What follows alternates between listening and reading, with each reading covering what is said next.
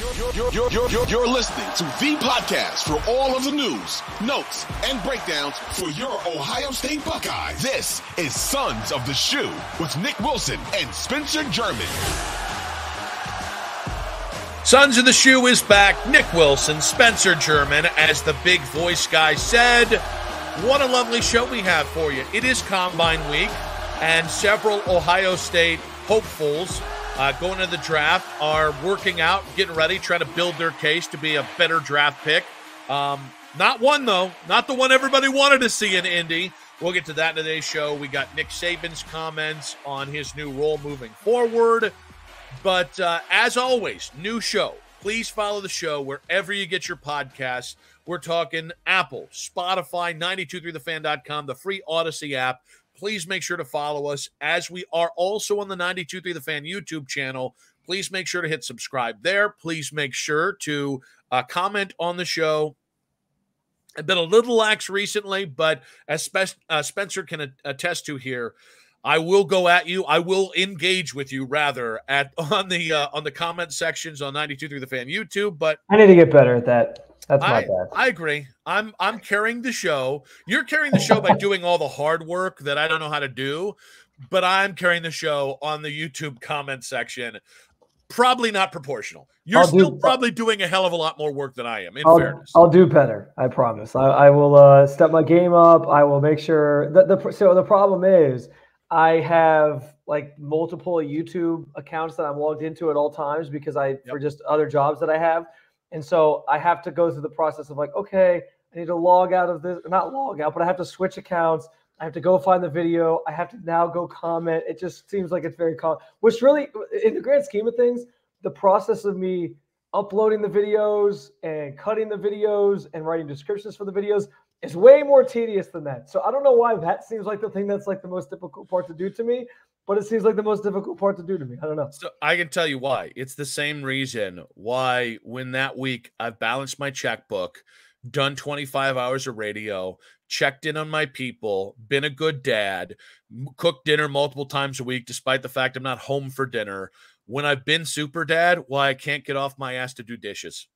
Because you're like, man, if I do one dish, I could do every dish. You start building in a very like, oh man, I can't make coffee for tomorrow morning because I just can't do another thing. And it's like, you just take the filter out, you put new filter in, the grounds, the water, set the schedule. But in your mind, those 4 steps might as well be the 4 steps up to Mount Vesuvius before you chuck your ass into the volcano as a sacrifice 1,000 years ago, 1,000 years ago in Italy. Like that's, pagan sacrifices 1,000 years. Same thing as making coffee for yourself or setting coffee for your next stop for the next morning, even though it'll totally make the next day easier. Like you're just like, nah, can't do it, brah. It's too much. Can't do it, won't do it. You're definitely onto something with like the idea that it's just something satisfying about like, okay, I'm done with that. I can move on to the next thing. And you just don't want to think about like going back. And anyway, I don't know. You're 100% right. It's like you Vanessa teases me. Vanessa teases me all the time. She's like, "Why you're talking about putting away dinner? Why are you acting like it's curing cancer?" And I'm like, "Because I can't do one more thing." I mean, you bring it up in the home life. Like it's the exact same thing. Why after like a long day, I've had a lot going on. Maybe I guest host with you or something like that, and I come home. And then like the last thing to do in the day is like, oh, just put the dishes away from the dishwasher. And I'm like, I'll sit down for like 10 minutes. I've been standing and, working all day. And then next thing I know, I'm too tired. I'm like, I'm not going to do it tonight. And then the next morning, it's the whole thing. So just take the 10 minutes it takes to put the dishes away. That's the and here's you'll know this as a dad. Here's the other thing. Because my schedule is set around my kids and I don't make the decision on my schedule, it's made for me every day. Yeah. That becomes the hardest out in your life. So everything at the end of the night is like, one, you look up and you think it's 8:45 and all of a sudden it's 10:15 and that 5:40 wake up drum is pounding in your head. But then everything is like, no, that's going to put me 10 minutes closer to wake up. That's going to put to my heart out of sleeping. And it's so funny how you just talk yourself into making the dishes, making coffee, taking the trash out, putting away dinner, anything that is so simplistic. It should take you 5 minutes. that in the end you're just like, nah, I think I'm just past my bandwidth. That's a good way for saying you're just overwhelmed and you've reached your point of I can't do one more goddamn thing on this planet. I've maxed myself out. I'm on a max contract with the shit that I got done today. I will see you tomorrow. Like that. Those dishes, they're gonna put themselves away tomorrow. Like this is really okay. And that's why they always say you have kids, right? Because then they just take care of that stuff. Then you know what? That's the biggest lie ever. I have 10-year-olds and I have a 13-year-old, and I am still my own personal slave. My wife is still her own personal slave. The kids, it's like, hey man, you threw all this trash in the ground. Can you pick it up? Oh, why? I'm like, because you threw the trash on the ground. But why? Other people threw the trash in the ground. Like you start to go through every objection that you gave your parents, and now it's being slung back at you when there's 2 pieces of trash on the ground. There's a 10-minute fight to be had about a 2-second thing. Just you wait, buddy boy. Oh, just you wait. Maybe you guys will be lucky. Maybe you guys will have a nice indentured servant over there. I'll say it. I almost said indentured servitude. Indentured servant over there. Maybe you'll have it. I got 3 of them. And man, they are the worst workers on the history of the planet. And it blows. It makes, because then this is the other thing you start to do. Then the amount of work you put in to getting them to do the work, you could have done the work in 1/4 time. Now, I am a stubborn a-hole. So I will continue. I will waste those 20 minutes fighting about a 5-minute chore just for the sake of it. Vanessa's like, nah, dog, I'll just do the 5-minute chore. And I'm like, they're winning. They're winning. Those little bastards are winning. Hold the line. I'm like Mel Gibson. Like a scene from 300. You're just trying to hold them back. I was thinking of Braveheart. They may take our lives, but they'll end up doing their chores. That's definitely better. I like that a lot better. That's awesome. So this week in Indianapolis, it's kind of another Ohio State centric combine. Last year, the big question was, are the Bears going to trade the number 1 pick, or are they going to keep Justin Fields? And one of the guys that could have been in the running for was C.J. Stroud, Ohio State quarterback, at 1. Well, this year, the Bears are debating whether to trade C.J. Stroud, former Ohio State quarterback, or potentially take a quarterback at 1 and then trade him. And obviously there's the Marvin Harrison Jr. side of things, which is huge and a big news story we're going to get to later in the show. But I just think it's interesting the situation Chicago's in. I said this on my national show. I said it yesterday. I said it last week on my local show on 923thefan.com. The reality is, I don't think there's an absolute win for the Bears. Like, I think keeping Justin Fields and trading the number 1 pick comes with immense risk. I think taking a quarterback number 1 and trading Justin Fields comes with immense risk. And here's the thing. I think keeping Justin Fields and taking Caleb Williams with the number 1 pick comes with immense risk. I don't think there's a sure thing from where they're sitting. There's a lot of really intriguing options, which we delude ourselves into thinking are sure things. But man, I really think Justin Fields has been the victim of some bad coaching and some bad situations in Chicago. But I don't know I'd stake a franchise on it. I think that's different if Chicago does it than if Atlanta trades a 2nd-round pick for him and then they're basing a year off of it.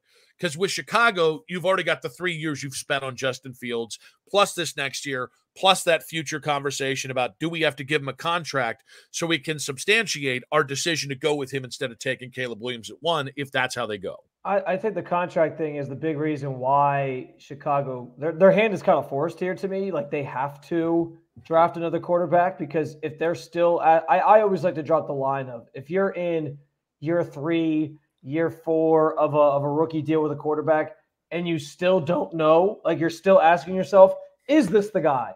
I think you kind of have your answer. Like you don't 100%. You're not 100% sold. And that's no disrespect to Justin Fields. I think Justin Fields is a fine player. I think that there's certainly the ability, like where if he goes to the right place, that's going to really build the offense around him and all this different stuff. Like he can still be successful in this league. But I think if Chicago is trying to do different things and they're still asking themselves the question, is this guy the franchise quarterback for our organization? then you kind of have your answer. So I think they do have to draft a quarterback. Whether I'm assuming that would be Caleb Williams. Although this time of year is always fun for the draft, just rumor mill and different guys like stocks rising. So I know Drake May is a hot topic right now, and he's here. He's in Indy. So yeah, I think it's an interesting scenario to be in. I think that Justin Fields maybe would benefit from a fresh start somewhere. I think there's certainly some teams that would like to maybe build their offense more around him. And yeah, I mean, I don't know 100% what the answer is, other than the fact that I think if you're Chicago and you're sitting there and you're like, do we really want to? Are we sure we want to pay this guy that big contract, like you mentioned? You kind of gotta reset the clock on that. That's the thing that bringing in a rookie quarterback does. It resets the clock on it, gives you a chance to sort of figure out if the next guy's the guy, and then you can maybe pay that player. But I think because you're not 100% sold yet on Justin Fields, I do think they're probably going to end up trading him. But it's going to be one of the hot topics here in Indy, just because of the fact that the Bears are basically I mean, they have the number one pick, so they're on the clock theoretically, right? That's always the thing people say. But their decision-making is going to truly dictate everything that happens behind it, and who's going where, and what, that means something for Marvin Harrison Jr. That means something for other quarterbacks, Drake May, some of these other guys. So it's going to be fascinating to see how it plays out. So I don't want to minimize what you're talking about contractually, because I do think it matters. And a great point to look at was the Giants not picking up Daniel Jones's fifth-year option in New York. Then he went out there on his fourth year. They made the playoffs. They won a playoff game with him over the heavily favored Vikings, and it put New York in a position where they felt if they didn't, sign him to a long-term contract, they were going back to the quarterbackless abyss. Well, the problem is, because they didn't pick up that fifth-year option, which would have set in a lower number, they give him 4-year, $160 million. And then I'm talking about 3 months later, that contract was an abject disaster. So you look to the Baker decision in Cleveland. Like, you can start to look elsewhere and understand that there's a lot of validity to the contract situation, the fifth-year option, going into year 4, not certain. What I will say is I think we've gotten to a point where that overrides the real conversation. I think the reality is, if you're more confident Justin Fields is a franchise quarterback than Caleb Williams, I think that needs to be the number one thing that informs your decision. And I'll be honest with you, Caleb, I think, is more what NFL evaluators are looking for. Right? That the people in the NFL are looking for the next Mahomes. Caleb did a lot of off-script magic. He has an elite arm. What people are sleeping on is potential concerns of immaturity about skipping postseason stuff, post-game media availability. There was the fingernail thing 2 years ago. There is how involved is Daddy Dearest in the decision-making, because that could be a nightmare for an organization. There's a couple other things. And again, I'm not saying maturity is a definitive concern, but I'm saying that's the kind of thing that holds a guy like that back. And so, or one of the things that could hold him back. So you really have to do your due diligence and make sure that you're getting a guy who fits culturally what you need. Because if that's the thing that undoes you, I mean, it's that's Johnny Manziel with the Browns. That's Justin Gilbert with the Browns. You cannot have that, especially when you've got a guy right now that at the very least has been incredibly competitive in his lonesome and kept you in games with very little help around you. So I agree with your take about, the contract matters, but I think we've gotten to a point in the NFL where it's almost like a cliche of, well, it's 3 years, let's rinse and repeat, and let's move on to the next one. There's no guarantee that you're going to go from Justin Fields to Caleb Williams, and Caleb Williams is going to do what C.J. Stroud did this last year, and that Caleb Williams won't be closer to what Bryce Young was this year in Carolina. I think it kind of boils down to more bites at the apple, right? Like you're getting a chance to try a different quarterback, and rather than one that you've seen for 3 years. This is a different regime there than the one that drafted Justin Fields, but still, it's a third year in the organization. They have more, I guess, understanding and empirical evidence of maybe who he's going to be or what he could be, versus Caleb Williams. There's always that dream of he has this untapped potential that we don't know about yet. Let's see how he fits in the NFL. So I think that mystifies a lot of teams, and that mystifies a lot of fans. It gets you excited. So I get why that's a thing. You're right. There's no guarantee, but I do think it's kind of par for the course in the NFL where you see these. Can I hop in here? Because you just said something, and you're right about it, that I think is partially where the NFL loses me a little bit. The NFL is so drunk on potential, and they don't just do it with number one picks, right? They don't just do it with that's honestly why someone's going to talk themselves into Justin Fields. And sometimes it works out, but sometimes it's like Sam Darnold in Carolina, where he was bad in New York. Not like he was just bad in New York. And then he goes to Carolina, and although he was an upstanding citizen, the guy was not much better. So the best he was in Carolina was at best average, and Carolina wasted 2 full years on that guy. And so I think that's the NFL is so drunk on potential, not to continue to go to the Carolina Panthers thing, but Adam Rank the other day said the Panthers should consider trading Derek Brown to recoup draft picks. And so my thinking here is, all right, you got Derek Brown, who's a hell of a football player, and you're hoping you can get a first-round pick for him because the Panthers don't have a first-round pick because of trading up with the Bears last year to go ahead and get Bryce Young with the number one pick, and that trade gave the Bears the number one pick this year. That's not the Bears' own native pick there. But like in this case, Adam Rank is suggesting they should trade a known product who is entering the prime of his career, who is maybe not the perfect pass rusher at the defensive tackle, but he's actually one of those guys who, if you look at his ancillary stats, he's an insanely productive player.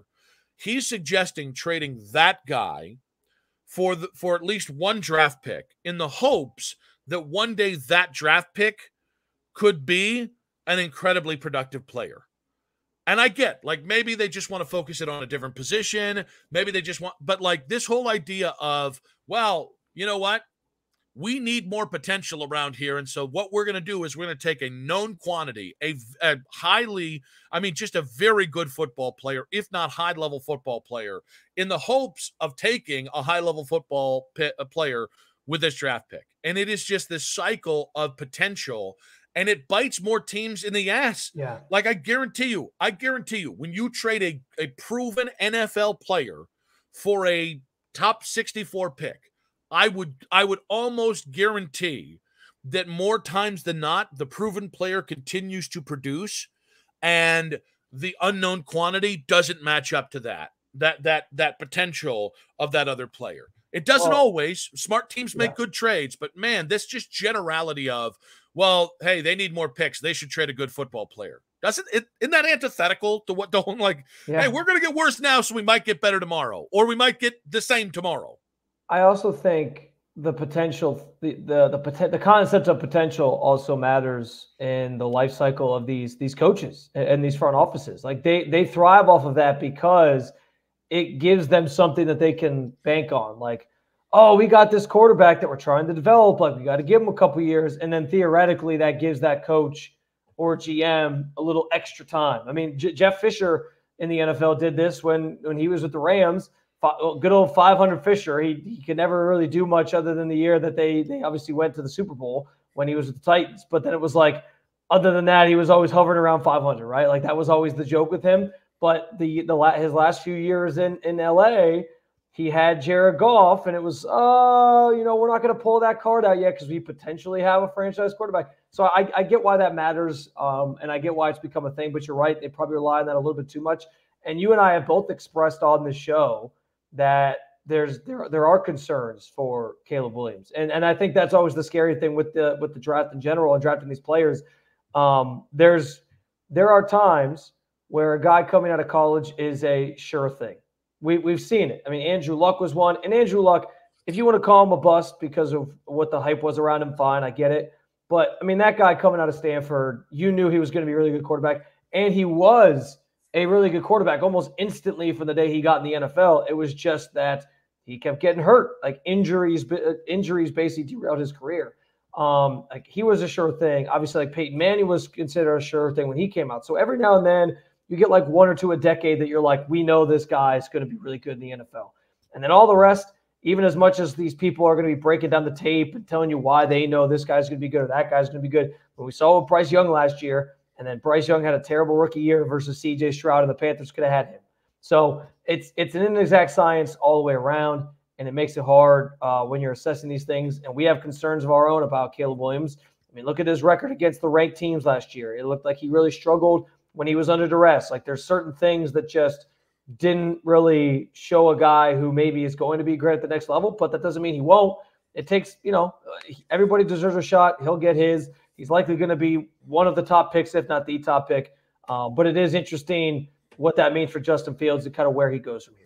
So as the combine revolves around Ohio State again, Justin Fields, will they, won't they trade him? Marvin Harrison Jr., which we'll get to later in the show.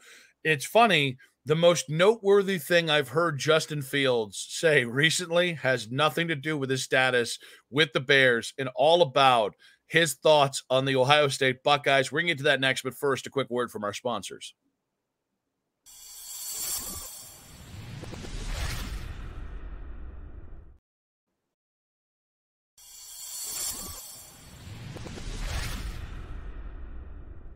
So we talked a lot about Justin Fields' future, Ohio State's former high-level quarterback, but he made a lot of waves on the St. Brown Brothers podcast last week by talking about unfollowing the Bears on social media. We're not going to have that conversation today because what he said beyond that and about Ohio State, I thought made bigger waves. Like, I don't give a damn about him. He unfollows a team on social media. Which, by the way, that was the most BS response I've ever heard. Try unfollowing your wife on social media and see how that goes over. And I get it's your wife, so it's a little bit different. But try following your ex-wife on social media, because I think that's the conversation. I think the man knows he's about headed for divorce, and he's the one being left, and he's like, I'm not gonna see you out with your new boo on social media. I also punched holes in his argument because his argument was, man, I'm going on vacation. I don't want to see any football on my timeline. And so I did a search of my own, and guess who he still follows? Ohio State football. I'm just saying, I get it. It's Ohio State. You went there, but you said you didn't want any football on your timeline. And it's not like he's going in and unfollowing like all his football player brethren who are in the NFL. Like, how do you know those guys aren't going to post about football? I'm not doing it. You know why? He was lying. That's all it was. He was lying. It's okay. He was lying. He had a valid reason to do what he did, but he was 100%. That's what I'm telling you. I further prove that he's full of shit.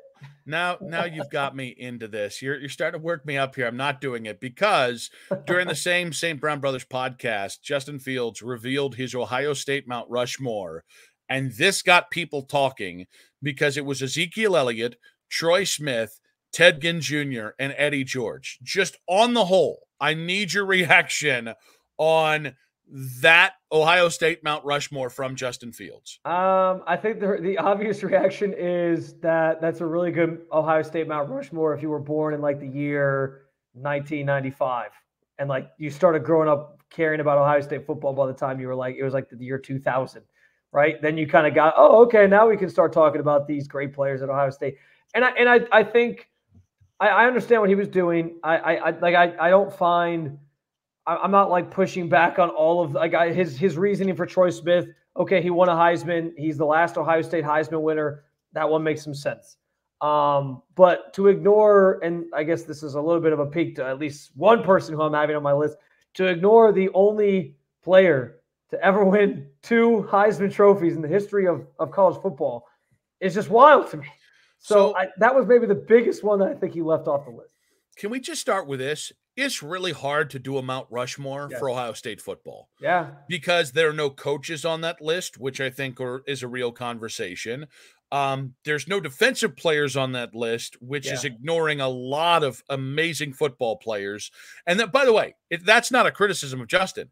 It just tells you, oh, and by the way, he's limited by being like a 25-year-old kid. So, like, I don't think there's ever a true Mount Rushmore of a college team. I think the NFL, it's a little easier, especially once you get out of like Green Bay and Pittsburgh, and like once you get to teams that maybe haven't had that kind of success, it's a little easier to do the Detroit Lions. is what I'm saying. No offense, Detroit. We love you. This is not an adjacent shot at Ann Arbor because of proximity. I just mean it's easier. Hold on. Doesn't the song though go, I don't give a damn about the whole state of Michigan? So should we like Detroit? I don't know. But I actually have friends in Michigan, and yes, they are Michigan sympathizers, which is confusing, but they're good people and they're good at what they do. Now, so I think it's really tough to do this. Can I fault a 25-year-old kid for not knowing who or not understanding the significance of Archie Griffin, though? Like that, Archie Griffin was at his zenith 25 years before Justin was born. So, like, honestly, at some point, like, did we besmirch Hopalong Cassidy? Did we besmirch whatever left back in 1941 was like a Heisman winner, one of the best best to do it?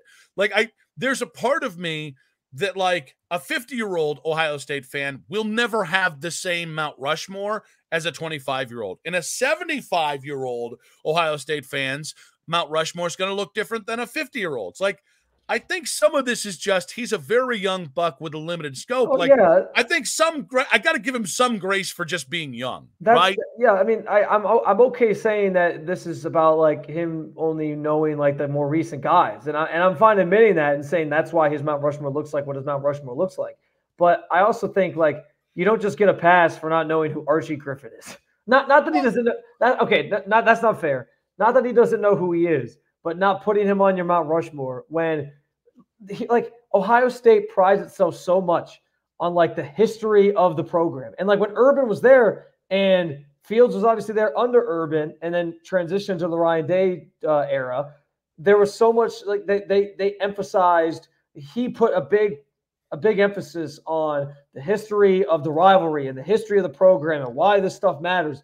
There's no, and also Archie Griffin is someone who seems like he's still pretty involved with the program. I mean, he's at games, he does stuff, he still advocates for Ohio State, he does different things. So I would imagine that they've crossed paths at some point as well, like that he has seen him or met him while he played there. So to just like completely blatantly ignore the only two-time Heisman winner in the history of college football is asinine. I don't care how old you are. That seems like something that everybody who goes to Ohio State and plays football there should understand and know the significance of. You know, I got pushback on this. The historical significance. He doesn't know Ohio State's history.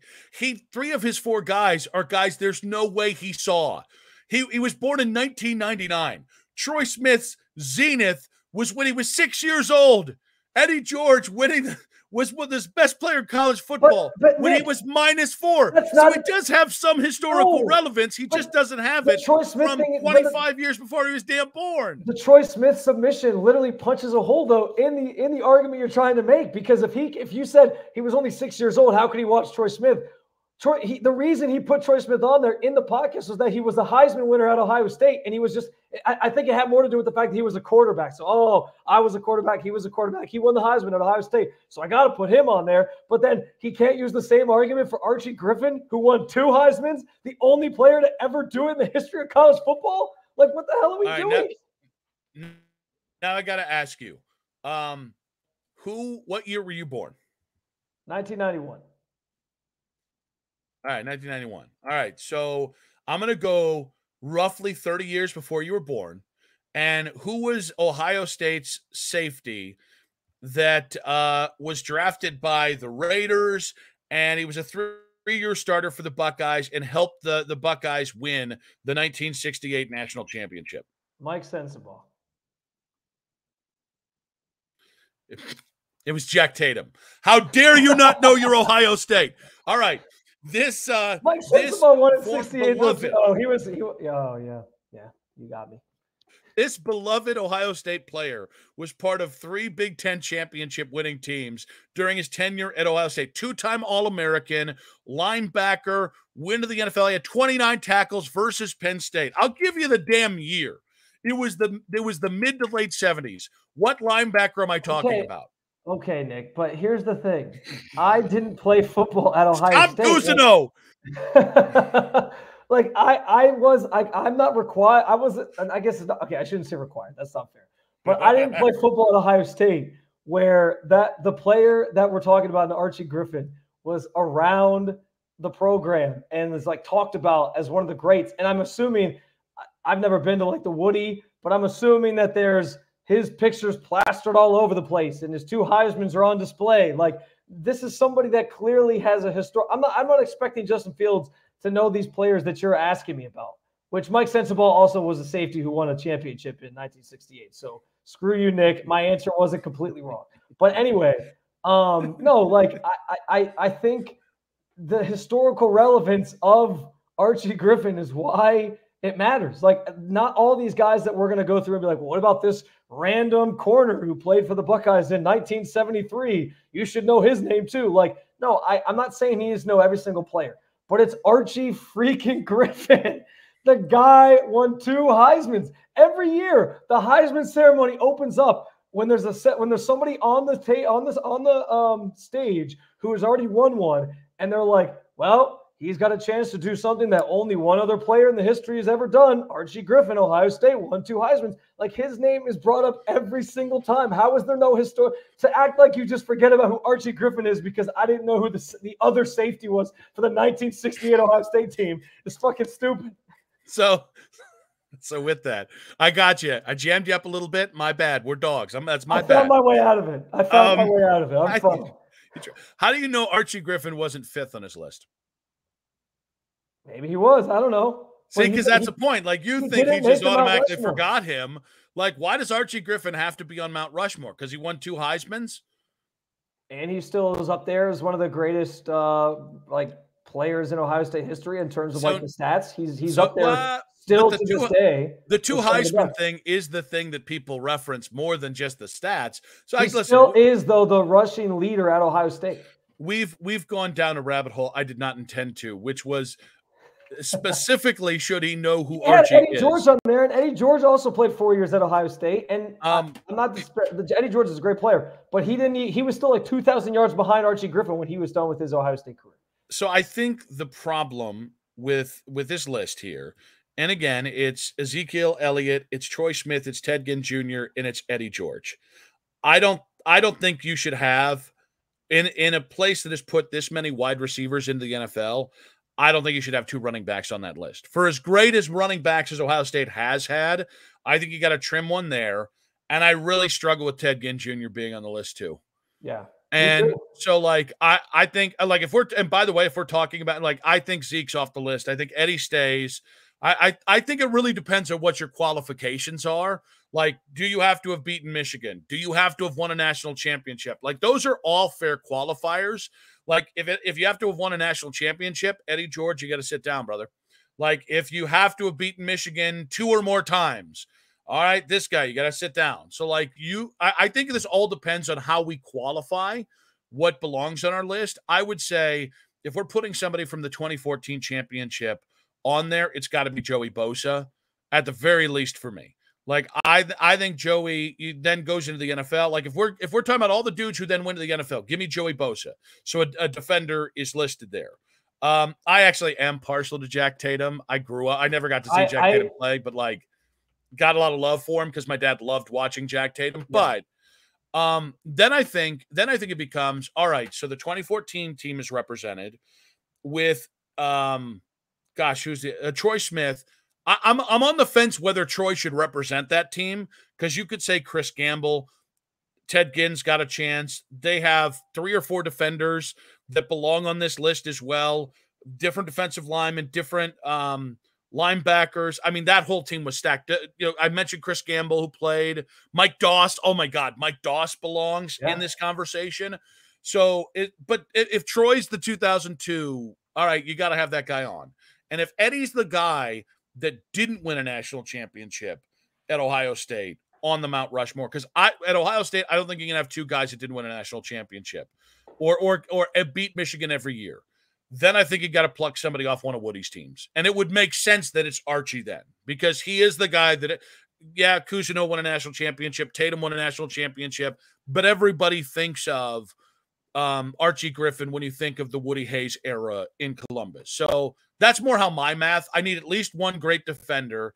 I need a representative from each of the championship teams that have been in my lifetime. I'm okay giving like Eddie George or Orlando Pace a spot. And Orlando Pace has been woefully underrepresented because that dude was the baddest mamma jamma on the planet for Ohio State in the mid-90s.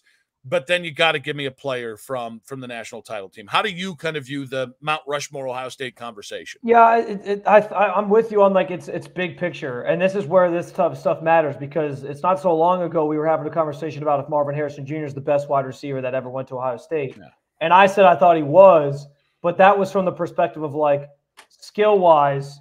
I don't think I've ever seen anything like that come through Ohio State. Like the dude's incredible. He was incredible. And so for me, but like I can't put him like he might be like an OLI, like one of the like 3 OLIs on my list because I thought he was so phenomenal. I think he deserves to be in the conversation, but he probably wouldn't make the final cut because he doesn't have the accolades. He never beat Michigan. He never won a national championship. So I can't necessarily do that. But see, I actually think like I would maybe put Sensabaugh on there. Still the leading. He still leads the program in all-time interceptions. He won 2 national championships. So to me, like that matters. And he still is talked about as one of the better secondary players. You're not just doing this to try and continue to get your way out of the conversation we had earlier, right? No, I actually was like, this was the dilemma for me. Like I like that you brought Joey Bosa because I mentioned, I thought Joey Bosa, and I was looking for a defensive player to put on there. And I was like, I don't know, like, does A.J. Hawk belong? He won a national championship. But the only thing A.J. Hawk has, like, statistically is, like, he's, like, top 5 all time, I think, in tackles for Ohio State. But, like, I don't know that that's enough to, like, be like, okay, A.J. Hawk's on the list. But maybe if I need a representative from 2002, that's my person. Because Troy Smith was on that 2002 team, but it wasn't like he was the star quarterback leading the charge. You know what I'm saying? So that's what makes the 2002 team hard for me because I think it probably does deserve to be represented. I actually think I'm obviously putting Archie on mine after I emphatically defended him. So I think Archie has to be on there. I actually think that I'd put JT Barrett on there, and that's my representation from the 2014 team. He was on the team. He won a national championship. He was Cardell won the national championship. But the team he got hurt at the very end of the Michigan game. So assuming he doesn't get hurt, he probably wins the Big Ten championship. And I would imagine he's still leading the team. I don't know. I mean, we know that role was about Zeke, and that's why he ended up being on Justin Fields' list. It is your Mount Rushmore list. I want to get. I jumped you there. I'm sorry. It's yours. This is yours. You're okay to have different opinions than me. I've been jamming people up left and right this week. I promise it's not you. Continue on with your totally valid list that I vehemently disagree with. The reason as I look like big picture on it, and I understand why people think like Barrett isn't this like flashy dude. Like I get it, but you don't have to defend yourself. It's totally valid.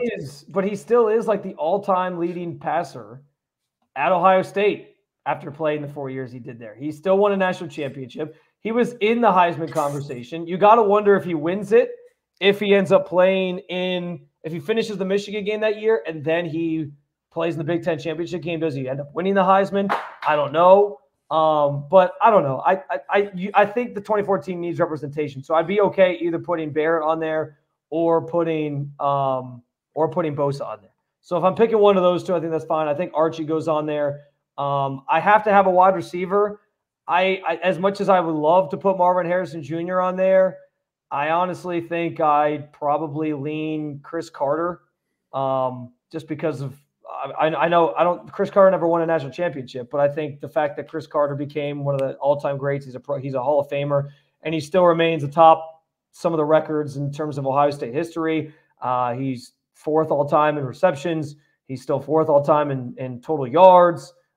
He's still up there in terms of single season. There's just so many wide receivers to have Ted Ginn, and I understand what Ted Ginn represented to probably younger generation of fan. To have Ted Ginn on there is silly to me.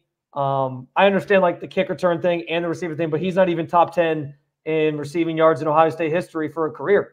So I can't do it with Ted Ginn, even though he is an all-time great at Ohio State, I'd probably say Chris Carter. And then I honestly, I think to your point, like you're right in that there probably deserves to be some sort of conversation about a coach being on there. And I don't know, like I might, well, hold on. If I'm putting Bosa, Archie, Chris Carter. Are you counting how many? I've like talked about so many different players now at this point. Yeah, I don't know. I think I would have Archie. I'd have Chris Carter. I would have you had what, Eddie George instead of Archie? No, I think. Oh Jesus! Now you had Eddie George. And you had Troy Smith. I said representative of the 2014 team, representative of the 2002 team. One guy that didn't win. And by the way, I'd probably swap out Eddie for Orlando Pace so I could have Archie on because he's the true representation of that era. And by the way, if I do this later on my show today, I'll probably completely change the list. That's fair. All right. So, but what was your 4 again? Just real quick here.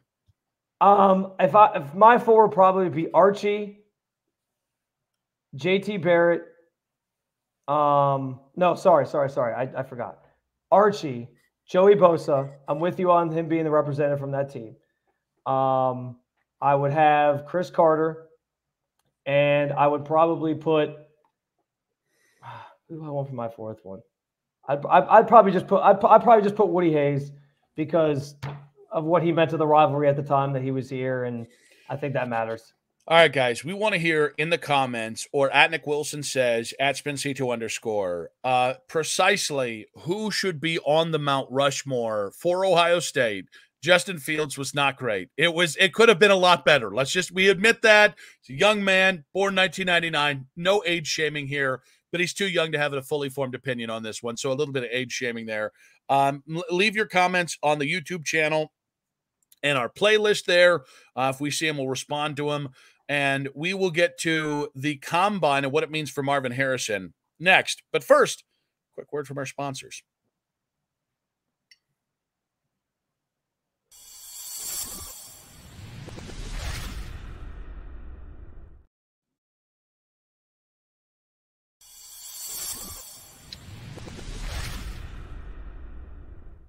Final segment of today's podcast, guys. We're not going to do the Michigan panic meter today because literally nothing has happened that would raise or lower our panic. By the way, you can't lower our panic because we have no panic about Michigan as of right now, as nobody should. Michigan shouldn't be panicking about Ohio State in February. That's not how this works. But interesting story. We've talked a lot about Justin Fields at the combine, his Mount Rushmore. But given that Marvin Harrison Jr. seems locked to be a top 3 pick, it is noteworthy that Marvin Harrison Jr. has, one, not done any of the pre-scouting combine training that gets guys to be ready for Columbus and ready to dominate all these tests. 2, he has now also said he will not be working out or even showing up at the combine at all. So basically putting it all on his pro day and whatever tape there is out there, at which it is exquisite tape. And the third thing is, he's not hired an NFL agent either. So let's stick to the combine stuff, the pre-combine lack of training, and now the not going to the combine at all. Is this a big deal, a little deal, or a no deal for Marvin Harrison Jr.? I think it's no deal. It's funny. I'm out here in Indy, as you know, Nick, and I was kind of debating. I was trying to figure out if I was going to be able to stay through Friday because that's the day the wide receivers work out, and I was thinking like, it might be cool to be here for Marvin Harrison's stuff. But then that didn't end up happening just because with the kid at home, I had to figure out kind of how to balance not making my wife have to take off too much work. So it didn't work out. So I'm leaving Thursday. But I thought what was interesting was then it didn't even matter because he came out and flat out said yeah, I won't be there. Oh, okay. So it didn't really end up mattering for me anyway. But I just think the combine, I've said this before. I think we get further and further away from the combine, meaning as much in terms of the off-season cycle of like calendar events in the NFL. And I'm not saying it'll ever go away, because we know, Nick, that the combine mostly is about sort of what we talked about the first segment. It's about the scuttlebutt of GMs talking to scouts and agents and who's going to do what. And this is where things really start to pick up in terms of rumors and what are the Bears going to do at 1, and what are the Browns going to trade back up in the first round? Like, what are they trying to figure out what they want to do? So that's why I think the combine matters in terms of like the NFL conversation. But I think the idea that you have to be here, you have to work out, this is the only time that you can really showcase yourself, I think is becoming an archaic mindset and an archaic thought process. I think you'll see more and more players do what Marvin Harrison is doing, which is, hey, I'm not going to be there. Or, I mean, we do see every year, like, guys just decide not to work out because they'd rather work out at the pro day. And in theory, like, a pro day sort of serves the player better anyway, because it's their environment. They're in a controlled environment. They get to kind of call the shots. What does Marvin somebody will try to spin this, I'm sure, because it like sports talk radio, whatever. Somebody will take this and say, well, what does it mean that a guy won't show up to the NFL Combine? Like, is he really committed to the sport? That'll be the conversation. I'm sure somebody will bring that up because some dummy out there is going to try to have a take and make it a thing. But hopefully it's not you, Nick. But now you're thinking about it. Yeah, I just don't think this matters to somebody like Marvin as much as it matters to, a fringe second-round pick who's like, you know what, I got to try to get my stock up and see if I can become a first-round pick, or, keep myself from being later in the second round. Like, to them, it matters. To a guy like Marvin Harrison Jr., who is a consensus top 5 pick, most likely in this. I'm saying that because we don't know if teams always trade up to take quarterbacks above everything else. So I just don't know how that's all going to fall at this point. But he's going to go top 5. And with that in mind, like, what does he have to prove to these people? You know what you're getting with him. He has it all on the tape. I understand they probably want to interview him. I'm imagining he'll make himself available for those types of things down the line. You can always host guys on visits and all this different stuff, so fine. But I just don't think this matters for him. So I think it's the littlest deal that it could possibly be. It stinks from a standpoint of, like, maybe scouts or people that wanted to see him that maybe didn't get a chance to see him in person would have been able to see him here. But there's still a belief within the scouting community that the tape matters most of all. And he put on tape everything he could possibly put on tape. I don't think there's anything left for him to prove, so it doesn't matter. So when it comes to, I think it's a little deal too. I am disappointed because I wanted to see Marvin at the combine because I think he'd do great at it. But I think I think I'd rather him say, you know what, I'm not going to do this testing than half-ass I'm not going to do this pre-combine training. I'm just going to focus on getting ready for the NFL.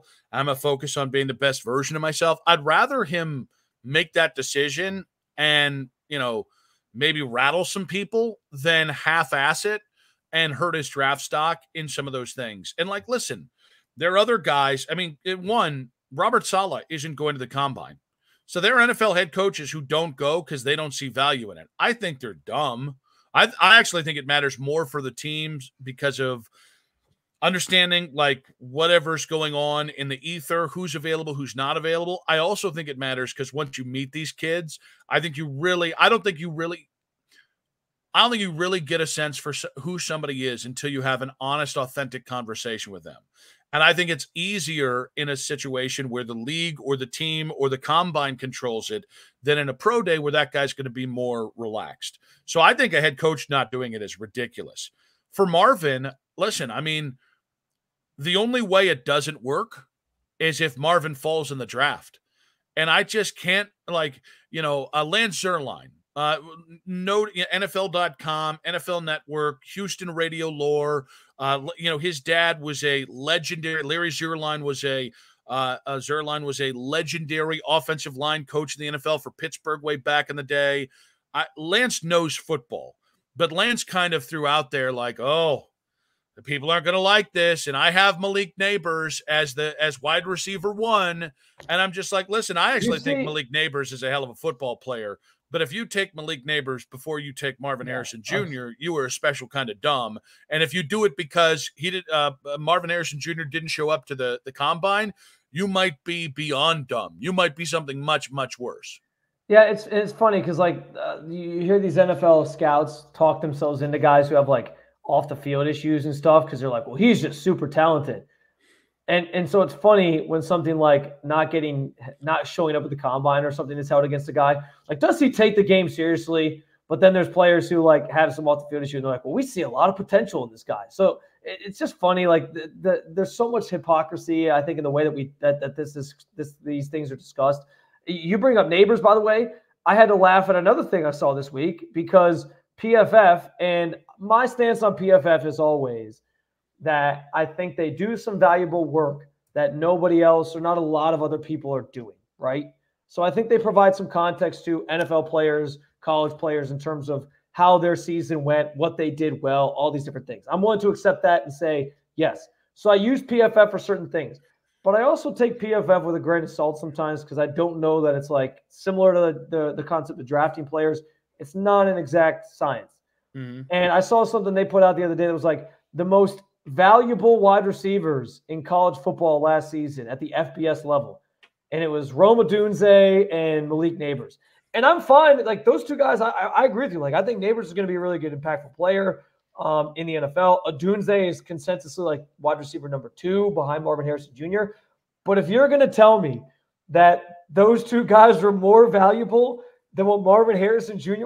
I think Marvin Harrison proved he was more valuable than even people thought he was going to be going into this year because that offense quite literally ran through him for most of the season. We've had how many conversations, Nick, about Kyle McCord and how the only thing he could do was throw it to Marvin Harrison Jr. and hope that he made a play. And there were so many games where it was just Kyle McCord throwing it to Marvin Harrison Jr. and he made a play. But you're telling me that those two guys were more valuable? Odunze was a really good wide receiver in an offense that had a lot of other talent on it. There's Michael Penix Jr. You mean the guy who should have been the Heisman winner? Yeah. And Polk's going to get drafted. They have a bunch of wide receivers that are all going to go and get drafted potentially in a couple weeks here. You can't tell me that that's true. So this is where this stuff is just kind of silly to me. Half the time, and I'm not saying PFF did it this way because theirs is more like a grading system, but people are just looking for a take. People are just looking for something to say and be outraged by, and I'm not going to even sweat it. If these scouts really want to be dumb and not draft Marvin Harrison Jr. because, God forbid, he didn't show up to the combine, he must not take the game seriously, then you'll be looking for a job in about a year from now, and you'll know why. You'll know why that is, because you passed on a generational player that we all could see clear as day. I don't have to be a scout to know what that Marvin Harrison Jr. is as sure of a thing as there is a sure thing. Well, and here's the thing, you're watching this tape and you're watching him make play after play with a quarterback who is wildly inaccurate. You know what I mean? And listen, I'm not trying to relitigate the Kyle McCord thing. Time is going to age really well for me. This take is going to age really well that Kyle is a middle of the road passer at this point. Maybe he develops. I hope he does. And there's egg on my face. I never root for a kid to do bad because I have a take that thinks that guy's not very good. But when it comes to Kyle McCord, look at the passes. You might get one really nice pass out of every 10 passes from Kyle. Most of them were wobbly, inaccurate, forced, whatever. Hurried throws because he didn't deal well with pressure. You get Marvin in a system with a good quarterback, right? And it's so ridiculous. You could see Marvin fall maybe as far as 4 or 5, depending on how many quarterbacks come off the board right off the rip. Kyler Murray has been a troublesome quarterback when he hasn't been healthy and he might be a little bit of a jackass. Can you imagine giving that kid friggin' Marvin Harrison Jr.? Can you imagine if the NFL draft, you start to fall a little bit, right? And you start to see New England's different because I think I don't think they're going to bring back Mac Jones, and even then, I think the guy's a bit of a slap ass. But let's say he does start to fall because of this. If he gets to 5 with the Chargers with Justin Herbert, are you kidding me? Look at other teams. Let's get really crazy here. Let's say he falls to Let's say falls to 15 with Indianapolis, and he's with Anthony Richardson. Good luck beating him. You're going to give him to Matt Stafford? Like the NFL, listen, the NFL does some dumb things. Kyle Hamilton was a top 5 pick that fell to 14 with Baltimore. Tyler Linderbaum, I'm just going to go through Ravens drafts that I like. Tyler Linderbaum was a top 15 pick that fell to, I think, like 20 or 25 because, well, he's an Iowa, Iowa player. You don't want to draft a center or a guard with a top. Okay. All that dude, both guys have done and been some of the best players at their position. Yeah. So I dare the NFL. I dare these scouts because what it is, you mentioned something. I want to get back to this. I'm so glad that I'm circling back to my take finally. This is about control. NFL teams want to see you do things the way they've set it up. It's almost like dance monkey, like dance for us, Esther. Like that's what. Yeah, it is 100. It's 100% about. Well, we need to see you play the game. And that is such an old school mentality that it just doesn't exist anymore. Put on the tape and you'll see Marvin Harrison play. Exactly. That is all that matters. I have said this on the record before. I think Marvin Harrison Jr., like the day he's drafted, will already be a top 10 wide receiver in the NFL. Like that's how good he is. And listen, you could debate me on that. There's some really, really good wide receivers. Justin Jefferson, Jamar Chase, Devontae Adams. Like we can go through the list. I think Marvin Harrison Jr. will be a top 10 wide receiver in the NFL the day he gets drafted. If you want to pass on that, good luck to you. All right, guys. So we want to hear from you in the comment section. We want to hear from you, 92.3 The Fan, YouTube channel, at Nick Wilson Says, at Spencito _ on social media. How big deal, little deal, no deal on the Marvin Harrison Jr. thing, not going to the combine. We want to hear your thoughts on Justin Fields and his Mount Rushmore. I hate mine. I'm looking back. I'm like, you got in my head. I changed it all up. I was panicking on the fly. I hate it. I need to rethink and come back. It's okay. You need to, you know what? That was your preliminary. That's your preliminary. You can reach a final Mount Rushmore for Ohio State. We were starting recording. I was like, I'm good. And then I jammed you up. It's not your fault, buddy. I poured Daryl yesterday. It was like Lima got jammed up hard yesterday. This week, for some reason, maybe it's because I'm going on vacation this weekend, I jammed up everybody. So it's not just you. I apologize. Your list was fine. It was cute. It was just good enough. That's okay. You know what that's like, Nick? That's like you're about to have coitus with a girl, and you drop your pants, and she says, "Oh, that's cute." How demeaning is that, Nick? Is that really what you want to hear? That your list was cute? That's how you end the show? Come on. I'm just going to rest the day now, panicking, overthinking things, thinking I'm not good enough, I'm not man enough, Nick. Thanks a lot. If a woman ever said that when I was about to do the coitus, I'm just going to tell you right now, I'd become a monk and I'd never do coitus again. Exactly. But that's different than your Mount Rushmore. Thank you very much. And you're ending the show by saying your list was cute. Like, come on, I'm going to be in my head the whole rest of the goddamn day now. No, you know what? I'll be honest with you. Better Mount Rushmores, a little too much for me. I like a simple, nice, cute Mount Rushmore. It's not about the size or quality of your Mount Rushmore. It's about how well you use it. And you used it just okay there. That was just fine. I've had better Mount Rushmores for Ohio State football. And trust me, too much work. All the giggles and excitement that I had. Oh, no, not that. Just give me a good, smooth Mount Rushmore, and I'm right there. A cute Mount Rushmore. We've done some damage here today. All right, guys. Comment on the show page or comment on the 92.3 Fan YouTube channel. Please follow us everywhere you get your podcast there. Apple, Spotify, 923thefan.com, the free Odyssey app. Please follow the show. We appreciate it. And we'll look for your comments in the section there, guys. We'll be back. Spencer will be back solo this weekend because I am going, or rather later this week, because I am going on a little weekend vacay there. But I'll be back next week. Spencer will be talking the combine, all that nonsense. Next week, we've got, I don't know, spring practice in the offing. So we'll see if we have a special guest or two with us next week. But really appreciate you guys stopping by. Spencer, go Bucks.